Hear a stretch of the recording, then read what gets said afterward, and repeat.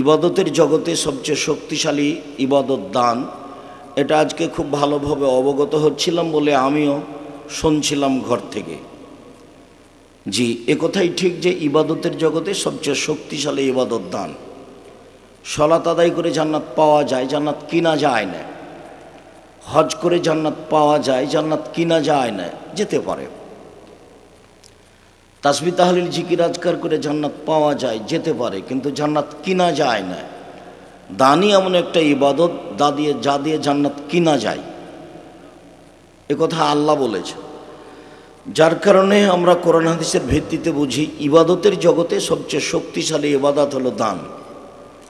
আর এর কারণে আল্লাহ রসুল দুইটা কথা খুব গুরুত্ব সহকারে বলেছেন যে সবাকে দান করতে হবে। তখন সাহাবীগণ বললেন, যদি সবাই দান করতে না পারে কি করবে? তখন আল্লাহ রসুল বললেন, তাহলে মানুষের বাড়িতে কাজ করবে। টাকা তো নাই, তো দান করবে কি করে? তো মানুষের বাড়িতে কাজ করে দান করবে। তো সাহাবীগণ বললেন, যদি মানুষের বাড়িতে কাজ করতে না পারে তাহলে কি করবে?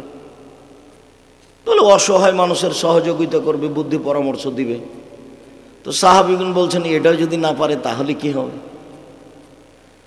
তখন আল্লাহ রসুল বলছেন, তাহলে তাসবিহ তাহলিল করবে। এক বর্ণনায় এসেছে, আর এক বর্ণনায় এসে যে নিজেকে পাপ থেকে ঠেকিয়ে রাখবে, এটাই তার সাদকা, এটাই দান। তো আমাদের দেশে ভারত, বাংলাদেশ, পাকিস্তানে টাকা আদায় করে মাদ্রাসা চলতো, যার কারণে দান যে একটা ইবাদত এ কথা মানুষ ভুলে গেছে। দিয়ে মানুষ মনে করেছে যে দান চাই তার প্রয়োজনে, দান যে আমার প্রয়োজনে চাই, এটা উল্টে গেছে। দান মূলত মানুষের প্রয়োজনে, কিন্তু আমাদের দেশে বুঝলো মানুষ যে দান চাচ্ছে তার প্রয়োজনে। তো যে দান চাচ্ছে, এই ছেলে, ওই যে মহিলা মানুষ ঢং ঢং করে হাঁটছে, হ্যাঁ করে, তুমি দেখতে পাও না? যাও পাহারা দাও, যাও পাহারা দাও। কি করো তোমরা গ্রামের ছেলে? মেয়ে মানুষ হ্যাঁ করে হাসছে, চলে যাচ্ছে, দেখো না, আমি শুনতে পাই। পাহারা দাও, একবারে যেন পিপিলিকা পার হতে না পারে। ওখানে দাঁড়াবা, মধ্যে দাঁড়াবা, এখানে দাঁড়াবা। আমি আব্দুর রাজ্জাক বিন ইউসুফ, তোমার গ্রামে না আসলে তুমি খুব ভালো করেই চিনো, আর তোমার এখানে কথা বলতে হবে, এই জিম্মেদারি আমি নিয়ে আসিনি।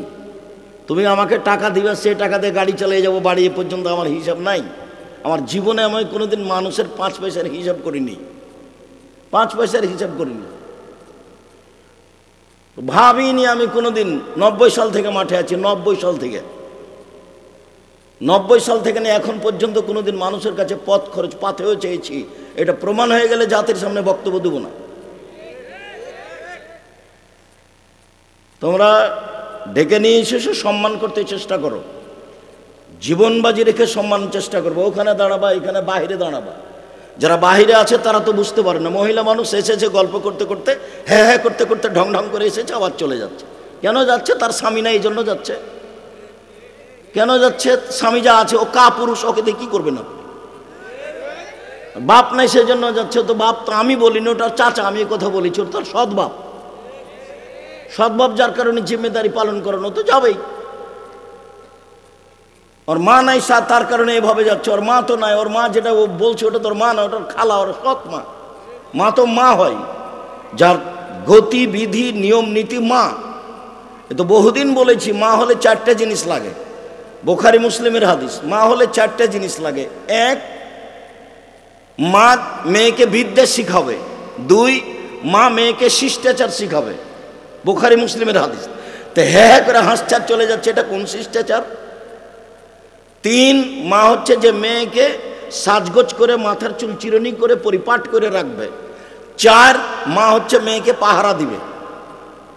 আল্লাহ নবী বলছেন, বুখারী মুসলিমের হাদিস, মা হলো মেয়ের ছেলের জন্য পাহারাদার। আমি বলিনি এই কথা। তো কি পাহারা দিল, কি শিষ্টাচার শিখালো? মা হলেই হবে? ওর বাপ বিবাহ দিয়েছে, স্বামীর কাছে গেছে, তাই বাচ্চা হয়েছে, তাই ও মা। মা কাকে বলে তার তো জানা নাই, ওটা ভাবেনিও কোনো দিন। দিন কাটছে পশু প্রাণীর মতো, গরু ছাগলের মতো, কুকুর শ্রীগেলের মতো। ও কথা আল্লাহ বলছেন, বুঝে না ওরা, অন্তর আছে বুঝে না, দেখেও দেখে না ওরা, চক্ষু আছে দেখে না, শোনেও শোনে না, ওরা কান আছে শোনে না। উলায়েকা কালা আনাম, তারা পশু প্রাণীর মতো, তারা গরু ছাগলের মতো, তারা কুকুর শ্রীগলের মতো, বালহুম আজাল, বরং তার চেয়ে খারাপ। আল্লাহ বলছে। তা আল্লাহ তো এরকম লোককেই বলছে, এরকম মা এরকম বাপকেই বলছে। থাকে, খায়, পেশাব করে, পায়খানা করে, দিন কাটায়, তার নাম মানুষ। যে না, এটা পশু প্রাণীর জীবন, এটা গরু ছাগলের জীবন, এটা কুকুর শ্রীগলের জীবন। আর এদের চরিত্রকে হিসাব করতে করতে করতে আল্লাহর নবী বলছেন যে আমার উম্মত ইহুদি খ্রিস্টানদের সাথে এমনভাবে মিশে যাবে, ইহুদি খ্রিস্টান যদি মায়ের সাথে জেনা করে থাকে তো আমার উম্মতও করবে। চাল চলন, কথাবার্তা, পোশাক আশাক সব নোংরা হয়ে যাবে। আবার বলছেন যে ওদের গান বাজনা, বাদ্যযন্ত্র, খেল তামাশা, নেশাদার দ্রব্যে এমন হয়ে যাবে যে সন্ধ্যায় থাকবে মানুষ আর সকালে হবে সুর, বানর। কেন বলছেন আল্লাহ নবী শুকুর হয়ে যাবে, বানর হয়ে যাবে? আল্লাহ নবী বলবেন যে কুকুর শ্রীগাল হয়ে যাবে, বলবেন যে সাপ ব্যাং হয়ে যাবে। তো কেন বলবেন যে বানর হয়ে যাবে আর শুকুর সোর হয়ে যাবে? কেন বলছেন? বানর হচ্ছে অনুকরণীয় প্রাণী। মুসলমান যেদিন ইহুদি খ্রিস্টানের অনুকরণ করবে, হিন্দুদের অনুকরণ করবে, সেদিন এরা সন্ধ্যায় থাকবে মানুষ আর সকালে হবে বানর। বাজনা তো বাজতো হিন্দুদের বাড়িতে, তো মুসলমানের বাড়িতে বাজে। আল্লাহ রাসূল ওই কথা বলছেন, আমার উম্মত মিশে যাবে হিন্দুদের সাথে, আমার উম্মত মূর্তি পূজা করবে, আমার উম্মতের আলেম ওলামা ধর্ম বেচে খাবে। আমি আমার জীবনে আশঙ্কা করে গেলাম তিনটি। আল্লাহ নবী বলছেন, পৃথিবীর মানুষ শুনে রেখো, আমার জীবনে বড় ভয়। আমি আশঙ্কা করে গেলাম জাতির উপরে। এক, আইম্মাতাম মুজিল্লিন, ভ্রান্ত হুজুর, ও হুজুর ধর্ম বেচা খাবে। দুই, সাতাবদ কাবাইল মিনুমতুল আওসান, আমার উম্মত মূর্তি পূজা করবে, বাপের ছবি মায়ের ছবি সুন্দর করে সাজিয়ে রেখেছে। এক লোক আমাকে বলছে, উচ্চশিক্ষিত মানুষ, বিত্তশালী মানুষ, আমাকে বলছে আমি আমার মাকে খুব ভালোবাসি, তাই আমার মায়ের ছবিটা মাথার উপরে রেখেছি। তা আমি বলছি আপনি কুসন্তান। কেন এইভাবে বলেন আব্দুর রাহিম সাহেব? বলে কুসন্তান না হলে আপনি এত খারাপ কাজ করছেন কি করে? মার ছবিকে সম্মান করছেন, এটা কি কথা? আল্লাহ নবী বলছেন আমার উম্মত হিন্দুদের সাথে মিশে যাবে, মূর্তি পূজা করবে। তো মাকে এভাবে রেখেছেন, এটা কি? যদি আপনি মাকে কবর দিয়ে বাড়িতে এসে ছবিটা একবারে পাসপোর্ট সাইজের হজ করা ছবিটা ছিঁড়ে টুকরা টুকরা করে কবরে গিয়ে যদি হাত তুলে দোয়া করতেন, তাহলে আপনি হতেন সুসন্তান। তা আপনি বলেন কোনটা? একজন এমপির কাছে কথা প্রসঙ্গে গেছি, তো দেখছি যে অনেক মূর্তি পাশে, তো বলছি ভাইজান মূর্তি নামাতে হবে, নাহলে তো আমি বসতে পারি না। তখন বলছে আমি খাঁটি আহলে হাদিস। বলছে পাশে মূর্তি থাকার পরে আপনি খাঁটি আহলে হাদিস? যাক, মনে কিছু নেন না, আমি যাই। আপনি মনে কিছু নেন না, যাই। যদি আপনি পারেন তাহলে ছবি নামান, আমি থাকি, আর নাহলে যাই। আচ্ছা আচ্ছা ঠিক আছে, আমি সরাচ্ছি, বসেন বসেন বসেন।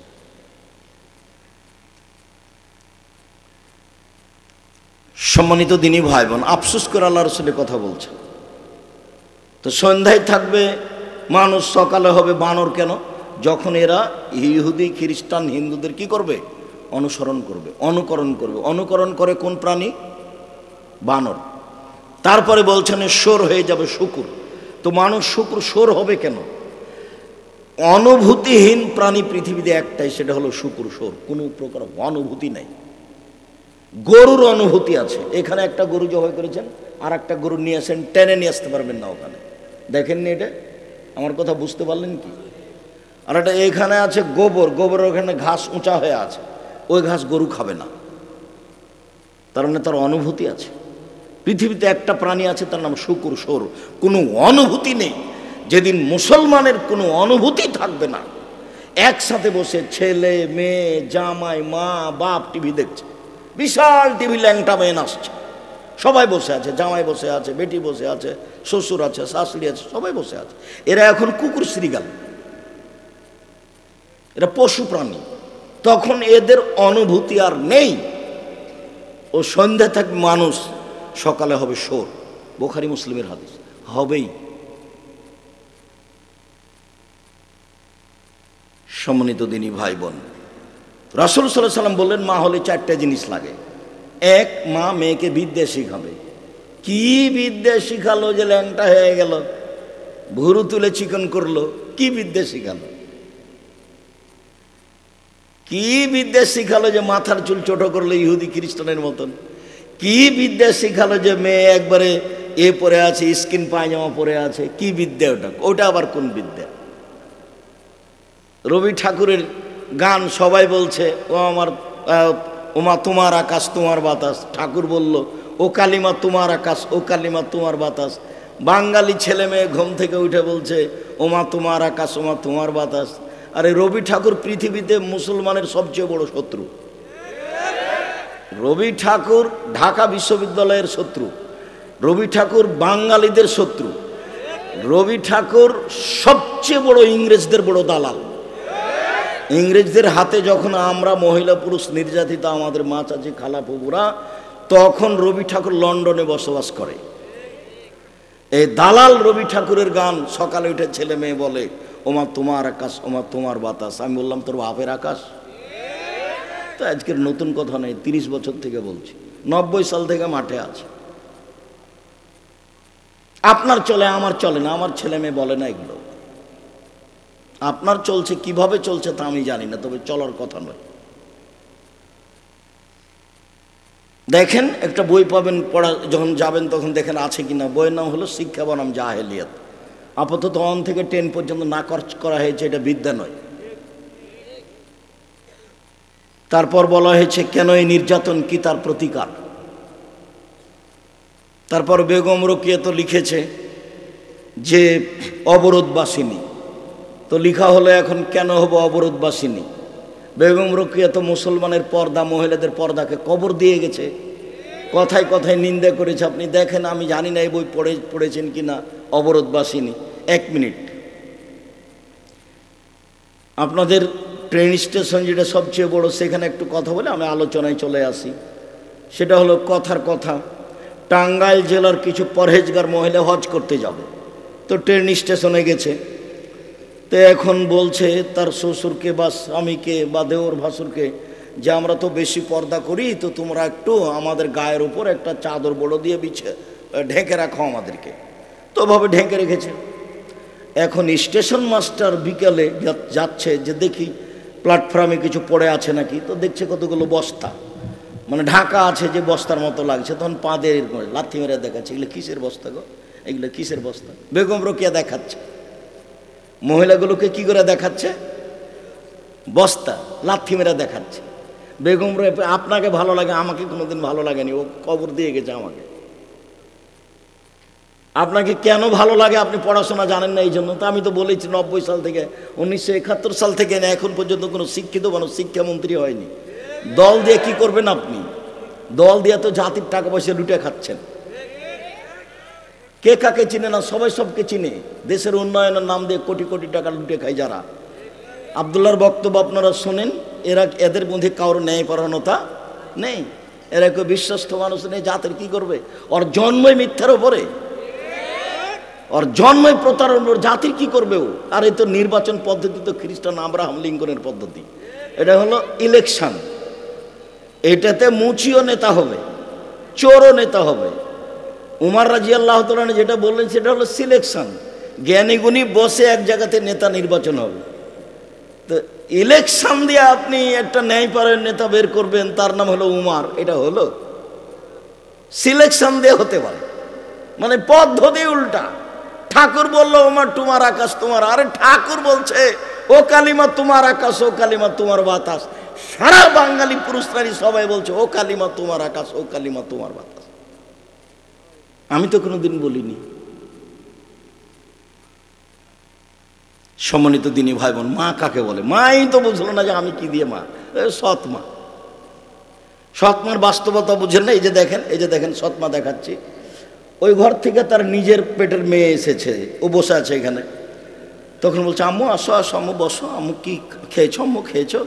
এবার সৎ মেয়ে আসছে, এখানে আলি কেন, এখানে আলি কেন, যা ও ঘরে যে তোকে বসতে বললাম, যা ওই ঘরে বস। ওটা সৎ মা। তো এই সৎ মা মাকে কি শিখাবে?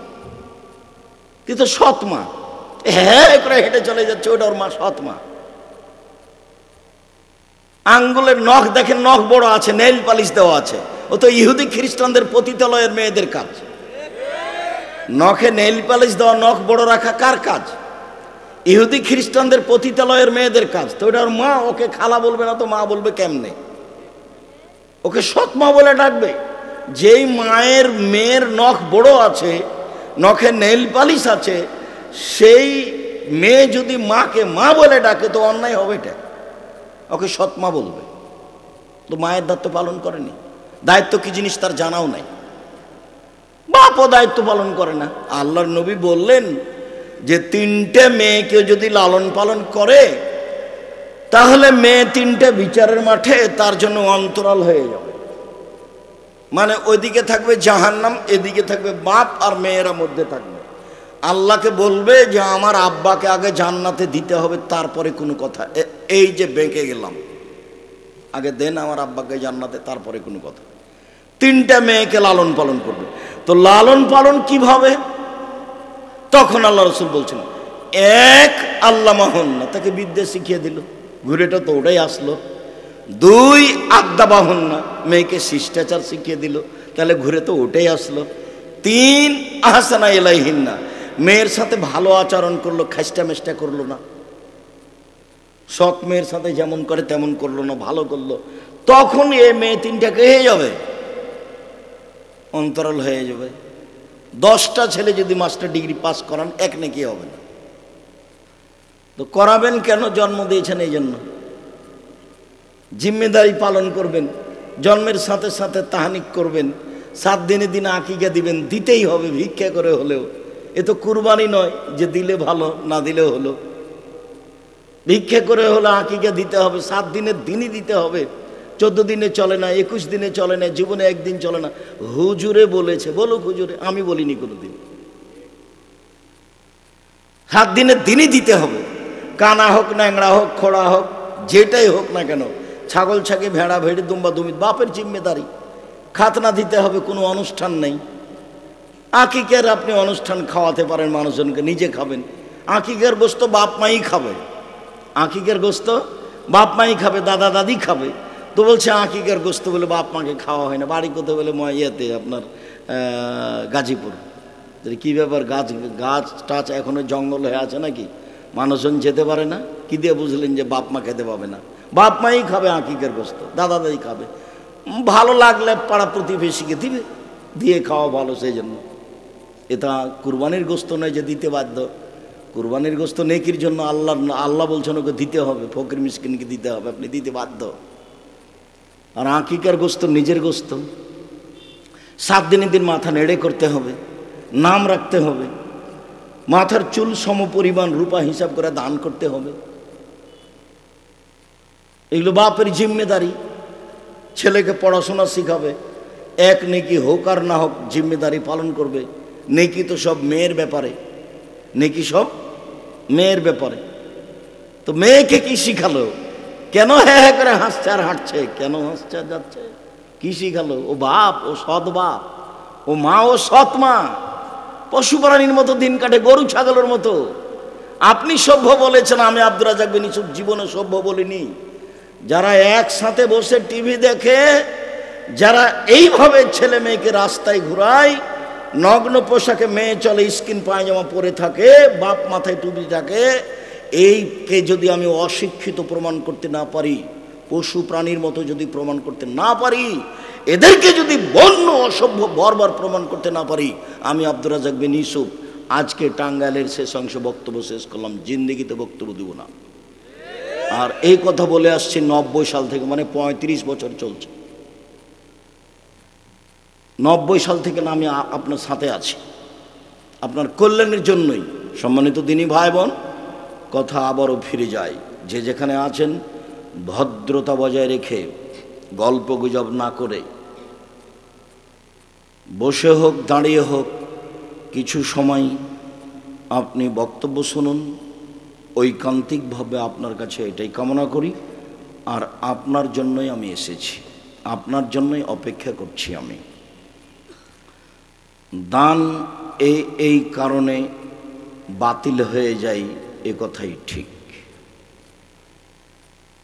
সম্মানিত দিনী ভাই বোন, এই ইবাদতের জগতে সালাত এমন একটি ইবাদত, নামাজ এমন একটি ইবাদত যার উপরে নির্ভর করে অন্য অন্য ইবাদত। সালাত কবুল হলে অন্য ইবাদত কবুল হবে, আর যদি সালাত কবুল না হয় তাহলে অন্য কোনো ইবাদত কবুল হবে না। তো এটাও তো একটা ব্যতিক্রম ইবাদত হয়ে গেল। আর সালাত এক অবাক ইবাদত যে কারোর সাথে আপোষ করে না, কোনো পদ্ধতিতে আপোষ করে না। হজ করে, হজে বছর করলেন না, সামনে বছর করেন, হবে, সমস্যা নেই। সিয়াম রোজা একটা ফরজ বিধান, আপনার সাথে আপোষে আছে। কিভাবে? আপনি অসুস্থ, এখন করিয়েন না, পরে করবেন, এই যে আপনার সাথে আপোষ করলো। জাকাত আপনি 1 মাস আগে দিয়ে দেন, 2 মাস পরে দেন জাকাত, এই যে জাকাত একটা ফরজ বিধান, আপনার সাথে আপোষ করলো। সালাত জি না, অজু করে সালাত আদায় করতে হয়, বলে পানি নেই, তায়াম্মুম করে পড়ো, মাটি নেই, এমনিতেই পড়ো। কেবলার দিকে মুখ করে সালাত আদায় করতে হয়, বলে কেবলা বোঝা যায় না, বিনা কেবলাই পড়ো। দাঁড়িয়ে সালাত আদায় করতে হয়, তো দাঁড়িয়ে থাকা যায় না, বসে থেকে পড়ো। বসে থাকা যায় না তো শুয়ে থেকে পড়ো। পরিষ্কার কাপড় পরে সালাত আদায় করতে হবে, পরিষ্কার নাই, যাতে পেশাব পায়খানা হাইজের রক্ত লেগে আছে সেটা পড়েই পড়ো। কোনো কাপড়ই নেই, তোমার উলঙ্গ হয়ে পড়ো, নেন। এবার কোনো আপোষ নাই, ব্যতিক্রম ইবাদত সালাত।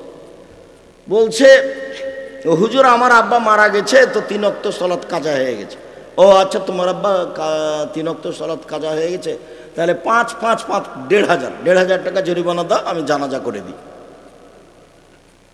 অথচ সালাতের কোনো কাফারা নেই,